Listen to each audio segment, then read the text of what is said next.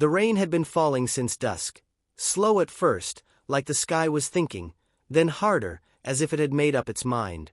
I sat in my study, the same room my late wife used to fill with her piano music, and listened to the rhythm against the glass.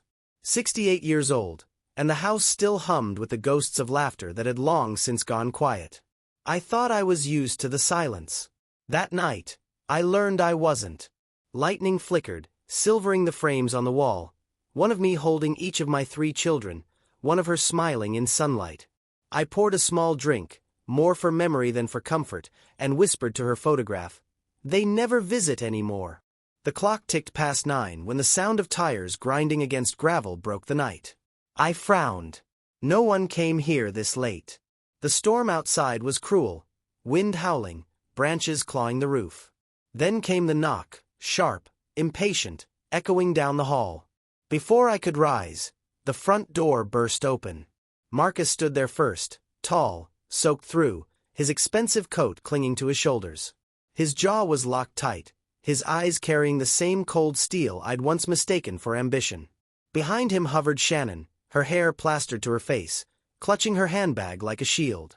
"Dad," Marcus said, voice firm, practiced. "We need to talk." I stared at them, half expecting a joke. "At this hour? In this weather? It can't wait." He stepped inside without asking. The smell of rain followed him, metallic, raw, honest. It didn't match the tone of his next words. "You can't stay here anymore." The words landed like a nail through wood. Shannon avoided my eyes. I forced a smile. "You're being dramatic, son." "I'm being practical," he replied. "You're not well, Dad. The doctor said you need supervision, and this house, it's too big, too isolated. We've arranged a place for you." "A place?" I repeated. "What kind of place?" Marcus sighed. "An assisted living home. It's safer." I laughed, though it sounded more like breaking. "You think I built this house for strangers to tuck me in at night?" "Please," Shannon whispered. "Don't make it harder." The storm outside rattled the windows. Thunder rolled, low and tired. I looked between them, my children, my blood, and saw nothing familiar. They had already decided. My words would only bruise the air. I reached for my coat hanging by the door. "If you wanted the house, you could have just said so." "It's not about that," Marcus said, but even his lie trembled. "You'll thank us one day." I didn't answer.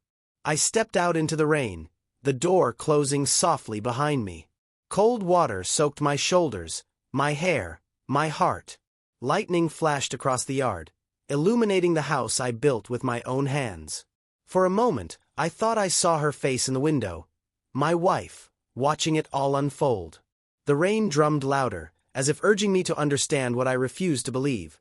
Sometimes, blood only runs one way. And as I walked down the driveway, the storm swallowed my footsteps. The night didn't need to speak. The rain already knew everything. 3 days had passed since the storm, yet the house still felt wet inside me, every thought damp, every breath heavy. I had taken a room at a roadside motel, the kind where the carpet smells of cigarette ghosts and the neon sign outside flickers like a dying pulse.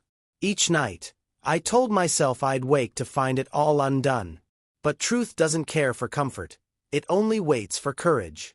On the 4th morning, I went back to the house. Not to beg, but to collect the papers I'd left behind. Deeds, insurance files, the skeletons of a life built one brick, one signature at a time. Marcus wasn't there. Shannon answered instead, wearing that fragile smile she saved for bad news. "Dad," she said softly, opening the door just wide enough for guilt to breathe through. "You shouldn't be here." "I paid for the walls," I replied. "I'll walk through them if I please." Her face tightened, but she stepped aside. The air smelled of lemon cleaner and betrayal. Boxes were already labeled: Dad's study, kitchenware, estate files. My handwriting wasn't on any of them. I moved toward my desk, where a stack of envelopes waited, neatly arranged, untouched by dust. On top lay a set of legal papers. My name glared from every page, followed by a jagged imitation of my own signature. Power of attorney, I read aloud. Executed last week.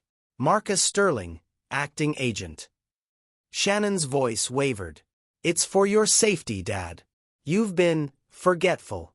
Bills, calls, the doctor's appointment. I turned to her slowly. You think I don't know my own hand from a forgery? Tears welled in her eyes. Please don't make this harder than it already is. Marcus said. Marcus says a lot when there's money in the sentence.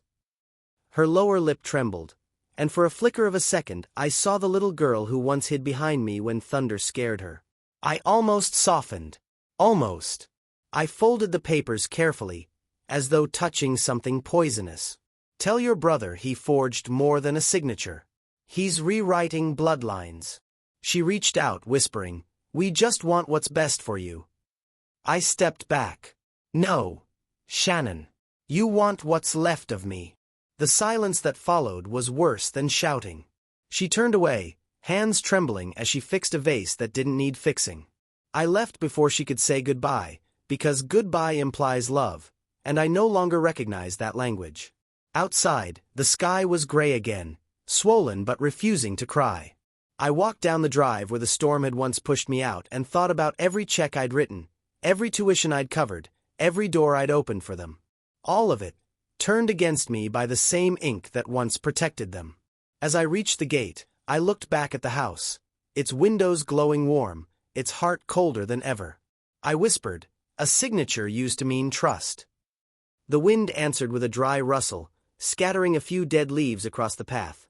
The same path I would take tomorrow, to find out just how deep Marcus's sins were written. The apartment was smaller than the walk-in closet in my old house.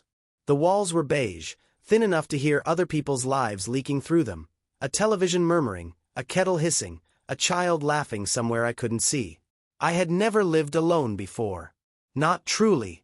Even after my wife passed, the house still breathed with the memories of her perfume clinging to curtains, her laughter echoing through the hallway. But here, nothing knew my name. I unpacked slowly, one box a day, as if rushing might break something sacred. The furniture was cheap and light, unlike the solid oak pieces I'd polished for decades. Each creak of the chair beneath me reminded me that everything around me now was temporary, a waiting room for someone who no longer belonged anywhere. Every night, I'd sit by the single window that faced the alley and watch the city lights tremble on wet pavement. Sometimes I thought I heard her voice in the rain again. Faint, forgiving, or maybe just a trick of memory. That's how grief works. It learns new disguises. It was during one of those quiet evenings that I first noticed her, the woman from the apartment across the hall. She was watering a row of tiny plants on her window ledge, humming something soft and familiar. When she caught me looking, she smiled. Not the polite smile people wear out of habit, but something warmer, like she'd seen loneliness before and didn't fear it. The next morning, there was a gentle knock on my door. When I opened it, she stood there holding a covered dish. I made too much soup, she said, her voice light, deliberate. I figured neighbors should share more than walls. I thanked her, surprised by how long it had been since someone offered me anything without motive. I'm Nora, she said. And you? Elijah, I replied, my own voice rasping from disuse. I used to have a home once. She didn't laugh at the oddness of it. She just nodded, her eyes kind but sharp enough to see the sentence beneath my words. Used to, she repeated softly. That's a heavy phrase. When she left, the room didn't feel as small. The air seemed to move again. But the weight inside me stayed, the kind that furniture can't fill and conversation can't lift. That night, as I spooned her soup alone, I realized I'd been building my own prison for years. Every gift, every sacrifice, another brick in a wall of quiet expectation. My children hadn't built it. I had. Outside, thunder rolled again, distant but coming closer. I looked toward the window, half expecting another knock, another storm. Because something in the air whispered that this was only the calm before the next betrayal. The storm returned without warning, sudden, alive, and impatient. Rain lashed the narrow window of my apartment like it wanted to remind me that no place was truly safe from memory. I sat alone, lights dimmed, listening to the roof groan beneath the weight of it. The sound carried me back to that night. My children's silhouettes in the doorway, their voices rehearsed, their faces strangers. I tried to silence the replay in my head, but storms have a way of pulling the truth to the surface. A knock interrupted the thought. Gentle, hesitant, yet certain. When I opened the door, Nora stood there, soaked through and clutching a thermos under her coat. "Power's out in my place," she said with a faint smile. "And I thought maybe no one should sit through thunder alone." I stepped aside, wordless. She entered like light slipping into a room that had forgotten warmth. Her scent, cinnamon and something floral, settled into the air. I poured tea into mismatched mugs, and for a long while, we said nothing. Only the rain spoke for us, whispering against the glass. Finally, she looked at me. "You're not just lonely," she said softly. "You're afraid." I let out a dry laugh. "Sharp observation. It's the papers, isn't it?" she asked. "The ones you found last week." My hands tightened around the cup. "My children want me declared incompetent," I said, the words tasting foreign, bitter.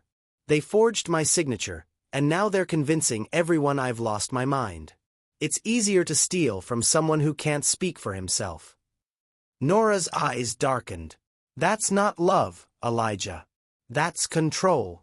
I looked toward the rain. "They were good once. I wasn't perfect. I worked too much, missed birthdays, fought with their mother about things that don't matter anymore. Maybe this is how they pay me back."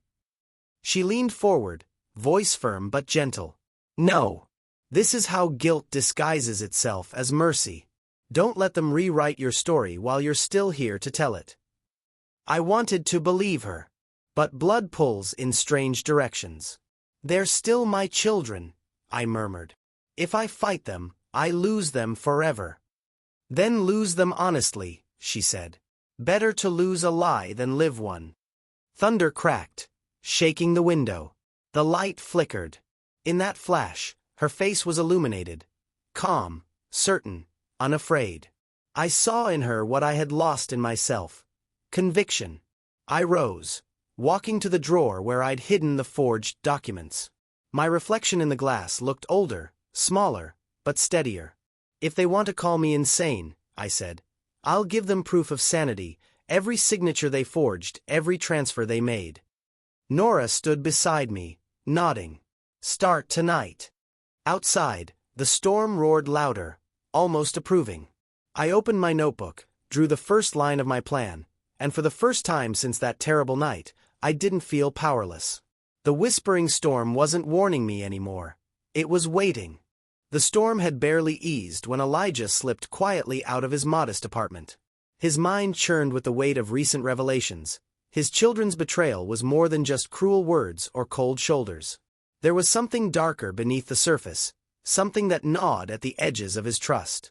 Clutching a worn coat tied around his shoulders, he headed toward the city's older district, where his longtime lawyer's office was tucked between a forgotten bookstore and a faded cafe. Inside the cramped office, the scent of leather-bound ledgers and old paper welcomed him. The lawyer, Mr. Hargrove, looked up from his desk with a wary smile, recognizing the man who had once been a pillar of the family, now a shadow of suspicion and pain. "Elijah," Hargrove greeted quietly, sliding a folder across the polished oak. "I wasn't sure you'd come." Elijah's hands trembled as he opened the folder. Inside were copies of bank statements, property deeds, and transaction records, all tracing an unsettling trail. Marcus, his eldest son, the one he had once admired for his sharp mind and responsible nature, had been siphoning funds from the family accounts. Not just a little here and there, but steadily draining their resources for months. Worse, the documents showed multiple transfers of property titles away from Elijah's name, into corporate entities Marcus controlled. The truth hit Elijah like a blow. He had always believed Marcus's ambition was fueled by love and duty. Through a series of fragmented flashbacks, memories flickered. Marcus reassuring him over dinners, promising to protect the family's legacy, always speaking in terms of our future. Those words, once so comforting, now felt like a cruel mask. Elijah's heart ached with betrayal, but he swallowed the pain. He carefully returned the papers into the folder, eyes scanning for any overlooked detail. One wrong move, an angry confrontation or a rash accusation, could shatter any fragile hope of reconciliation. And yet, to do nothing was to surrender his legacy. "I never wanted to see it this way," Elijah murmured, voice thick with emotion. "But I need proof, something solid." Hargrove nodded, sympathy etched in every wrinkle of his face. "This is only part of it. If you want the whole truth, I can dig deeper. But it's dangerous terrain." Elijah knew the risk, yet he felt a flicker of resolve he hadn't had in months. The papers would be his shield and sword. For now, he hid them deep within his coat pocket, under the folds where no one would think to look. As he left the office, the sky was lightening, the storm giving way to a cold dawn. The city stirred awake, but Elijah felt alone in a world that had shifted beneath his feet. He understood now that the man he had trusted was wearing a carefully constructed mask, hiding not just greed but a ruthless hunger for control. His next steps were uncertain, but one thing was clear: the fight for his family's name and future was just beginning. And somewhere, in the shadows of this betrayal, he would find a way to confront the darkness, even if it meant facing his own blindness. The road ahead was tangled in secrets and lies. But Elijah was no longer the man who walked into that stormy night. He was waking to a harsh new reality, ready to fight in silence. "Would you like me to help with the next chapter, or the overall story outline?" Elijah stood in the soft glow of the dining room's chandelier, arranging the last of the silverware with deliberate care. The table was set with his late wife's fine china, the crystal glasses catching the flicker of candlelight. Tonight, he told himself, he would gather his children, not as adversaries, but as family. The invitation had been sent with cautious hope, a dinner to reconnect. One by one, they arrived, their faces polite but taut, like actors stepping onto a stage where the script was never quite clear. Marcus entered first, his tailored jacket immaculate, eyes sharp as ever. Shannon followed, her expression guarded, lips pressed tight. Elijah's heart tightened, sensing the weight of unspoken words hanging between them like an invisible fog. As they took their seats, the conversation began with the usual civility. Small talk about the weather, recent news, a few tentative questions about Elijah's health. Yet beneath the surface, the words were barbed, each polite sentence a loaded accusation in disguise. Marcus's smile never reached his eyes. Shannon's laughter was brittle, forced. Elijah carefully poured wine for everyone, breaking the uneasy silence. "I wanted tonight to be about us, about healing," he said softly. "About remembering who we are beyond the conflicts."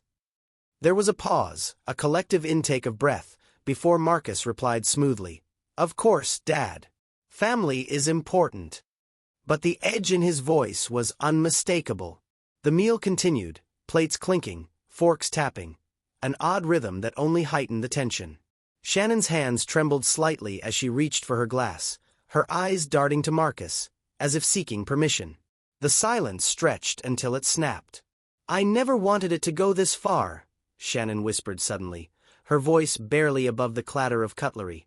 Her words were fragile, a confession slipping free despite the effort to hold it back. Marcus's gaze cut through the room like ice. He leaned forward, voice low but commanding. "Shannon, not now." The warning was clear, suffocating the room's fragile balance. Elijah watched the exchange with a sinking realization. This was no mere family quarrel or youthful greed spiraling out of control.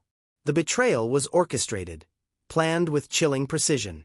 The subtle manipulation, the silencing of dissent, this was a calculated game of power, far removed from the filial devotion he had once believed in. The air grew heavier as shadows lengthened on the walls, the flickering candlelight casting ghostly shapes over their faces. The ghosts of trust past and present haunted the room, lingering in every strained smile and avoided glance. Elijah's voice finally broke the silence, steady but resolute. "There are truths we can no longer ignore," he said quietly. "And I will find them no matter what it takes." His children shifted uneasily, the fragile veil of civility beginning to crack. The dinner had not mended the fractures. It had only revealed how deep and wide the chasm had become. As the night wore on, Elijah knew one thing with certainty. The road to reconciliation was blocked not just by greed, but by a cold, deliberate betrayal. And the next move would be his, and his alone. Ready to keep going. News traveled faster than Elijah could escape it. Within days of that fraught dinner, Marcus and Shannon filed the petition, cold, clinical, and devastating, declaring Elijah mentally incompetent. The court date was set, and suddenly, the entire neighborhood was alive with whispers. Doors clicked shut when he walked by. Eyes followed him like he carried a dark cloud. Elijah's once proud name was now twisted into cruel headlines. Reporters hovered near his building, their cameras like vultures circling a wounded animal. Delusional old man, they called him, their voices dripping with contempt on local broadcasts and social media. His dignity, so carefully maintained, began to crumble under the weight of public shame. At the grocery store, a cashier lowered her voice when Elijah approached, a forced smile masking thinly veiled pity. The mailman, who once greeted him warmly, now hurried past, avoiding any conversation. Even neighbors who had once nodded in greeting now averted their eyes, caught in the tangled web of gossip and speculation. But beneath this storm of humiliation, a different kind of battle was quietly taking shape. Nora, Elijah's steadfast friend and confidant, refused to let him face this alone. She met with Elijah's lawyer in hushed offices, poring over legal documents and evidence late into the night. Nora's sharp mind and fierce loyalty were his lifeline amid the public onslaught. "We need something strong, undeniable," Nora insisted, her voice steady despite the tension. "Something that will cut through their lies and prove Elijah's clarity." Elijah, frail but unbroken, nodded, clinging to the hope she offered. He knew the stakes were high. If the court ruled against him, everything would be lost. His freedom, his legacy, even his voice. Then Nora revealed a secret weapon, a recording. It was captured months earlier during a rare moment of clarity, when Elijah confronted Marcus privately about the stolen funds. The tape held Marcus's own words, dripping with greed and malice, a confession that could shatter the carefully constructed facade. "This could turn the tide," Nora said quietly. "But we have to use it carefully. If they find out before the trial, Marcus will destroy it, or worse, attack us." Elijah's hands trembled as he accepted the small device, feeling a flicker of determination amidst the despair. This was more than a fight for money or property.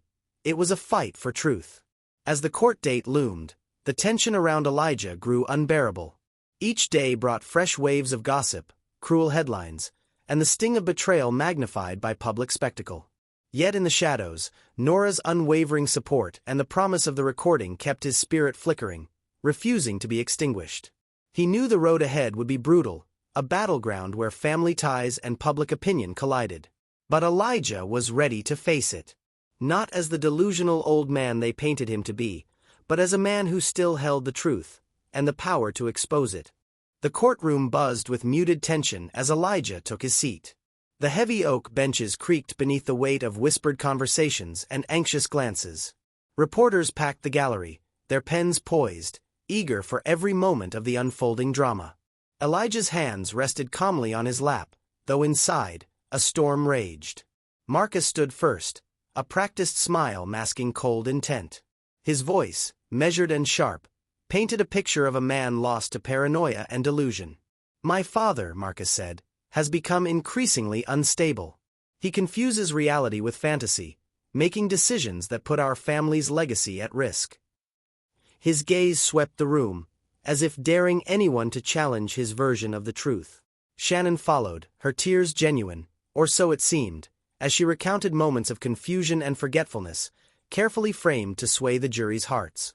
Every sob, every whispered, "I'm afraid for him," felt like a blade twisting deeper into Elijah's defenses.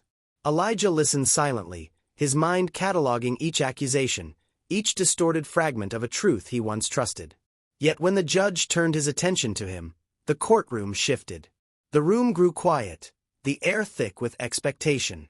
"Mr. Elijah," the judge began, voice steady, "can you tell us about your current mental state?" Elijah's eyes met the judge's, steady and unwavering. He spoke slowly, deliberately, his tone calm and clear. "Your Honor, I am fully aware of my surroundings, my decisions, and the consequences they bring. I may be older, but my mind remains sharp. I understand the gravity of these accusations, and I deny any impairment." The contrast was striking, Elijah's measured calm against the storm of emotion his children had unleashed. Yet despite his composure, doubt lingered in the room, like a shadow that refused to dissipate. As the cross-examination progressed, the lawyers probed, testing Elijah's memory, his judgment. Each question was a calculated strike, designed to unravel his resolve.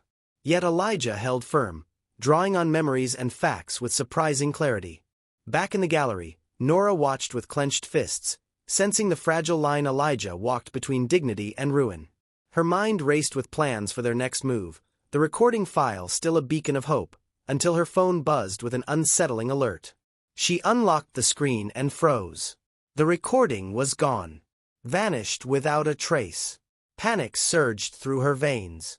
Had someone accessed her phone? Was the one piece of evidence that could turn the trial slipping away, stolen before they could use it? Nora's breath hitched, a cold dread settling over her. The walls that once seemed to protect them were crumbling, and the fight for truth was growing darker, more perilous. Elijah's steady words in court had been a small victory, but outside, unseen forces were closing in. The betrayal wasn't just personal anymore. It had become a silent war fought in shadows, where every advantage could be stolen, and every hope threatened. The trial had entered its most dangerous phase yet. Nora sat frozen, the glow of her phone screen harsh against her trembling fingers. The recording, their last hope, had vanished. Panic clawed at her chest. She retraced every step, every action since securing the file. Her mind raced as she rifled through emails, messages, and security logs. Then, the chilling truth emerged. Someone had hacked into her devices. The attack was silent but deliberate. A shadowy intruder had slipped through the digital cracks, erasing the evidence they so desperately needed. Nora's breath hitched. Whoever was behind this was closer, and more dangerous, than they ever imagined. Meanwhile, Elijah's health began to falter under the relentless strain. The relentless pressure of public shame and courtroom battles drained his strength. His hands, once steady, now trembled with exhaustion. His voice, clear moments ago, sometimes faltered. Yet, even in weakness, a fierce spark of resolve remained. Through fragmented memories and blurred flashbacks, the story behind this family's fracture slowly unfolded. The storm outside mirrored another, years ago. A storm that had taken more than just the night's peace. Marcus had blamed Elijah for their mother's death. The memory was seared into every brittle word and bitter glance between father and son. That night, so many years before, had been like this one, heavy rain beating against windows, thunder cracking through the sky. Their mother had been caught in the storm, and Elijah, overwhelmed by grief and guilt, had been unable to save her. Marcus never forgave him. In his mind, Elijah was responsible. The loss twisted into blame, festering beneath Marcus's ambition and cold exterior. What had started as grief turned into resentment, then hatred. The betrayal was never just about money or control. It was a wound left open, bleeding beneath the surface all these years. Nora's thoughts snapped back to the present. The recording wasn't truly lost. In a desperate search through cloud backups, encrypted drives, and forgotten folders, she found it. A backup hidden in a folder she'd forgotten existed. Relief flooded her like a sudden break in the storm. She played the recording, Marcus's voice unmistakable, cold and unrepentant.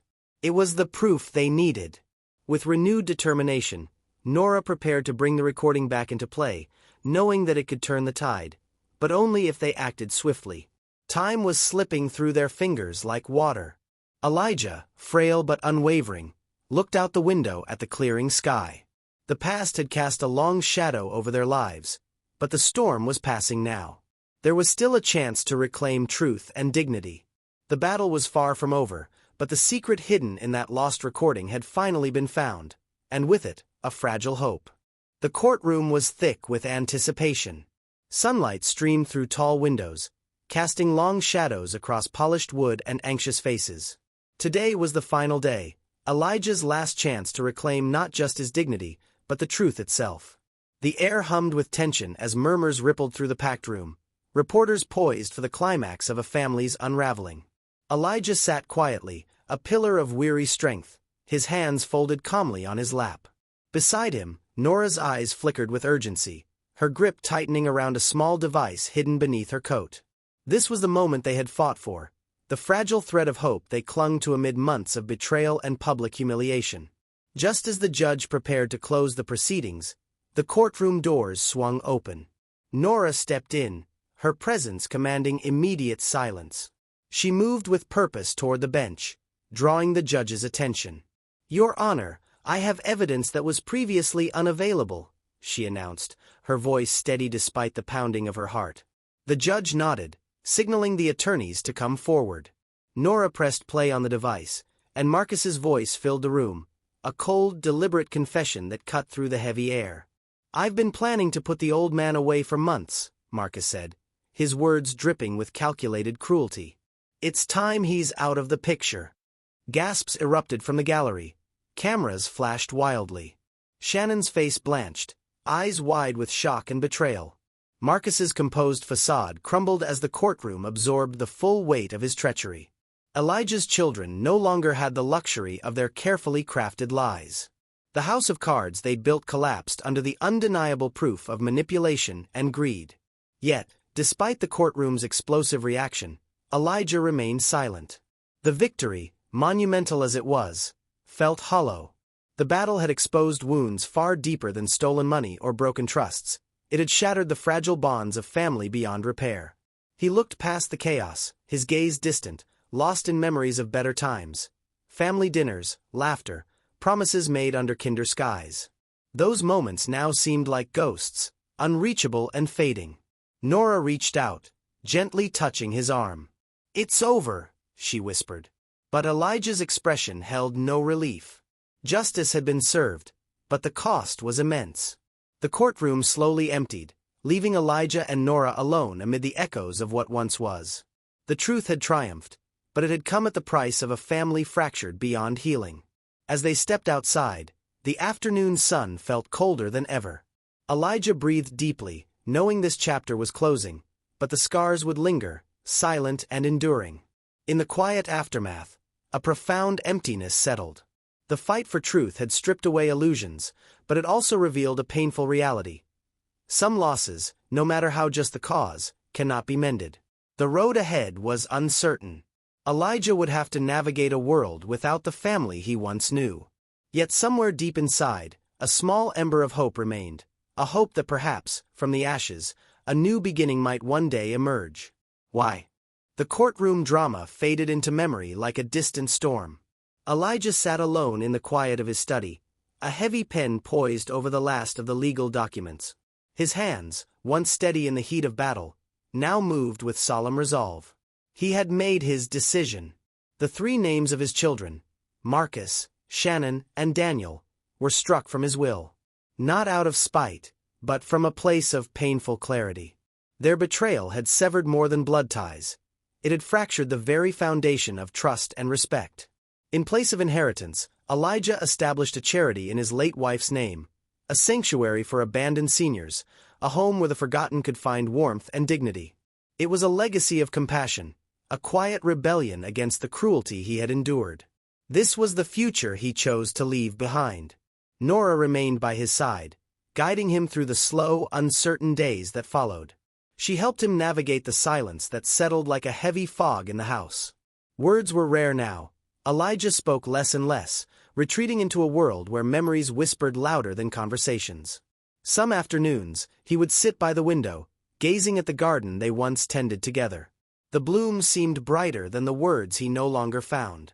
Nora understood that this quiet peace was not freedom, it was exile. A bittersweet justice that carried its own weight of emptiness. Still, there was a strange comfort in the routine, the gentle hum of life continuing beyond the shattered remnants of family. Nora's presence was steady, a bridge between what was lost and what remained. Elijah's eyes sometimes lingered on the photographs of his wife, her smile a beacon through the silence. In honoring her memory, he found a fragile sense of purpose amid the void. Though the past haunted the corners of the house, the charity flourished quietly in the background, a testament to love that endured beyond betrayal. It was a small light in a darkened world, a final gift to those who, like Elijah, had been cast aside. And so, the inheritance was not one of wealth or power, but of silence and solitude, a legacy shaped by pain, yet softened by kindness. The chapters of his life had closed on family, But a new story was beginning, written not in words but in quiet acts of compassion. Months had slipped by quietly, marked by the gentle rhythms of the care home Elijah had built. The place stood sturdy and serene, a refuge for the forgotten souls his late wife had once dreamed of helping. Elijah found himself drawn there more often now, standing by a tall window overlooking the courtyard. Outside, the sky darkened, heavy clouds gathering as the first drops of rain began to fall. The rain came down steadily, tapping against the glass in a familiar rhythm that echoed the storm from years ago, the storm that had torn his family apart and shaped the man he had become. The patter on the roof was a somber song, a reminder that some wounds never fully healed, and some stories never truly ended. Elijah's fingers traced the edges of a weathered envelope resting on the windowsill. It had arrived that morning, sealed, creased, and soaked from the relentless rain outside. The handwriting was unmistakable. Shannon's. He stared at it for a long moment, the weight of all their shared history pressing down like the storm itself. Inside, she had written words of apology, soaked in guilt and regret, an attempt to reach across the chasm that had grown between them. But Elijah did not open the letter. Instead, he let it lie unopened, a silent testament to the distance neither time nor sorrow had yet bridged. The rain continued its steady descent, washing the earth clean, but not the past. Elijah watched as the drops slid down the glass, each one a memory falling away, yet refusing to disappear completely. In that quiet room, surrounded by the life his wife's legacy had inspired, Elijah understood that some wounds may never fully close. Forgiveness was a path not yet taken, and perhaps one he was not ready for. The apology, sincere or not, was a fragile thread in the vast tapestry of broken promises and lost trust. As thunder rumbled softly in the distance, Elijah whispered to the empty room, words that had echoed through his life like a refrain. The rain still knows everything. Outside, the storm continued, relentless and unyielding, a reminder that some cycles are meant to turn again and again. But within him, a fragile peace settled, born not of reconciliation, but acceptance. The past was not forgotten, nor was it healed. Yet in the quiet rain, Elijah found a final, fleeting comfort, a moment where the weight of betrayal and loss was tempered by the steady, eternal rhythm of the falling rain.